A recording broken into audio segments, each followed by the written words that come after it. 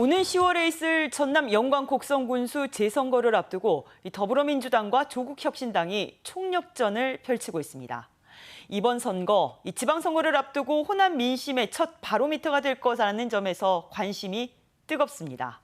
정치맥, 오늘은 조국혁신당 조국 대표 모시고 이야기 나눠보겠습니다. 어서 오십시오. 네, 반갑습니다. 네. 다시 뵙게 되네요. 네, 이 10월 재선거 앞두고 지금 지역민들 많이 만나고 예, 계시죠. 그렇습니다. 예. 어떤 얘기들 하십니까? 제가 영광 곡성에 저희 당 소속 국회의원 모두와 함께 방문을 해서 돌았습니다. 이제 유권자 여러분들이 첫 번째 보이는 반응은 텔레비전, 유튜브에 본 사람들이네 이렇게 하시고요. 네. 알아보시고 난 뒤는 지난 총선에서 찍었다, 활동 잘 보고 있다 이런 말씀하시고 저희가 왜 영광 곡성에 왔는지를 알고 계실 거 아닙니까? 네. 꼭 당부하시는 말씀은 중앙 정치 말고 지역 정치도 관심을 가져줘라. 네. 또 지역 정치도 바꿔달라. 이 당부를 꼭 하십니다. 네, 지금 신장식 의원은 곡성에 집을 구하셨고 대표님께서도 영광에서 월세살이를 하겠다라고 말씀을 하셨습니다. 영광만이 아니라 저는 곡성에도 거처를 마련을 했고요. 네. 두 군데 모두를 살면서 왔다 갔다 할 생각이고 주로 영광 곡성에 있으면서 국회에서 본회의 투표가 있다거나 상임위 논의가 있다거나 그러면 서울에 올라갔다가 다시 영광 곡성으로 내려오는 그런 일정을 잡아두고 있습니다. 이게 단순한 정치 쇼가 아니었으면 하는 바람들이 지역민들 있으실 거예요. 네네네. 그럼 어떤 활동 계획을 갖고 계시는지 궁금합니다. 호남에서는 민주당이 일종의 여당입니다. 그렇죠. 그러다 보니까 어떤 문제가 있나 하면 호남에서는 민주당 공천만 받으면 당선이 되는 이런 현상이 오랫동안 계속되어 왔고 네. 호남에서 호남 지방정부와 호남 의회 사이에 있어서 일정한 긴장이 발생을 해야 됩니다. 네. 원래 의회는 행정부를 견제해야 되니까요. 그런데 주로 민주당으로 다 구성되어 있다 보니까 그런 견제와 균형이 잘 이루어지지 않는 점이 있습니다. 그러다 보니 일종의 짬짬이 같은 것도 이루어지기도 하고 네. 예산에 대한 감시도 제대로 이루어지지 못했다고 저는 보고 있습니다.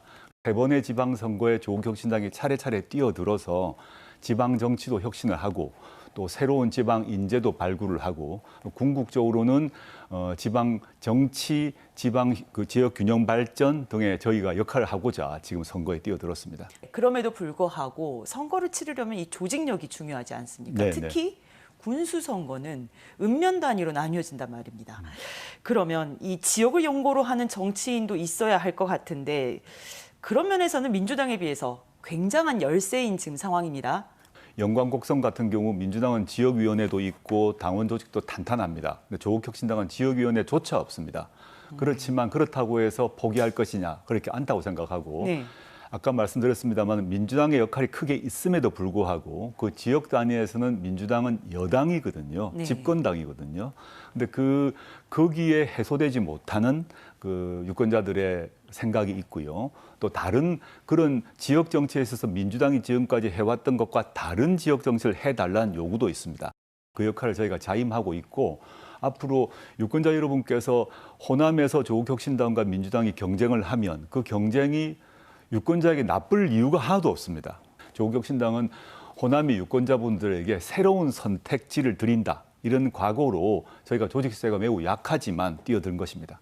네, 지금 민주당은 경선 후보가 확정이 됐습니다. 어떻습니까? 조국혁신당 후보자 선정 지금 어떻게 되고 있는지 궁금합니다. 영광에서는 4명의 후보, 그다음에 곡성에서는 2명의 후보가 선정이 되어서 경선이 진행 중이라고 보시면 되겠습니다. 네. 한 12일 정도 후보가 확정되면 한 13일 정도의 공식 발표를 할 수 있지 않을까 예상하고 있습니다.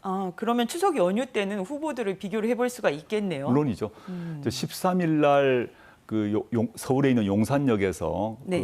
귀성객들께 인사를 드릴 생각이고 그 귀성 열차를 타고 제가 후보들과 함께 곡성 영광으로 내려올 계획을 잡고 있습니다. 대표님 지금 며칠 전에 전주지검 다녀오셨어요. 예. 네.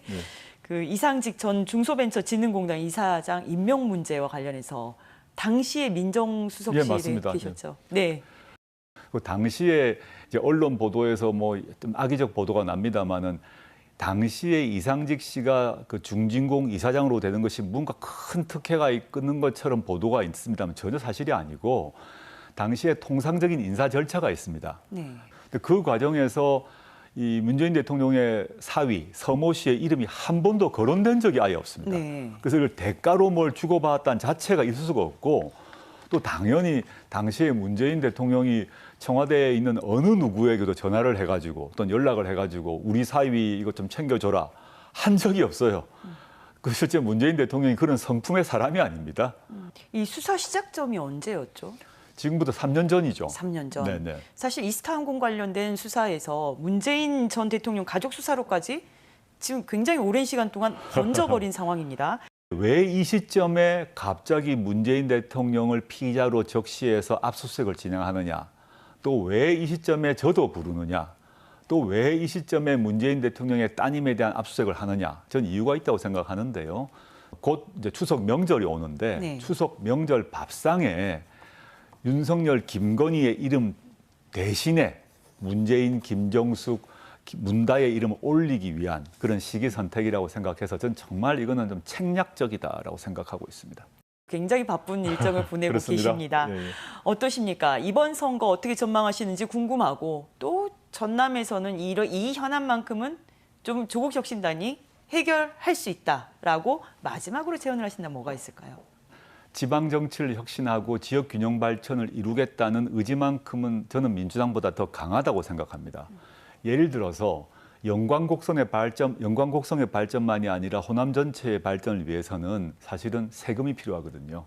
우리 모두 돈 없이 어떻게 발전이 네. 이루어지겠습니까? 그런데 지금 많은 유권자분들이 모르고 있는 게 이제 종부세 얘기입니다. 종합부동산세를 폐지하거나 대폭 완화하겠다고 국민의힘도 얘기하고 있고 민주당도 일부 동조하고 있는 걸 알고 있습니다. 네. 근데 법에 따라서 종부세의 70, 80%는 지방교부세로 의무적으로 가게 됩니다. 근데 종부세가 대폭 완화되거나 없어지게 되면 지방 발전이 없습니다. 그래서 저희가 조국혁신당은 애초부터 단호하게 종부세 완화 절대 안 된다는 입장을 취하고 있고요. 그 점에서 민주당과는 차이라고 생각합니다. 저는 이번 영광곡성 선거는 이렇게 보고 있습니다. 민주당 후보로서 영광 군수 한 명을 뽑느냐 아니면 조국혁신당 의원 12명이 향후 영광곡성의 군수를 자임할 것인데 12명의 국회의원인 군수를 뽑을 것이냐 이런 두 개의 문제라고 생각하고 저희는 조국혁신당은 12명의 국회의원 전체가 나서서 영광곡성의 군수를 자임하면서 뛸 생각입니다. 네, 대표님 시간 관계상 오늘 말씀은 여기까지 듣겠습니다. 네, 감사합니다. 또 불러주십시오. 지금까지 조국혁신당 조국 대표였습니다. 감사합니다.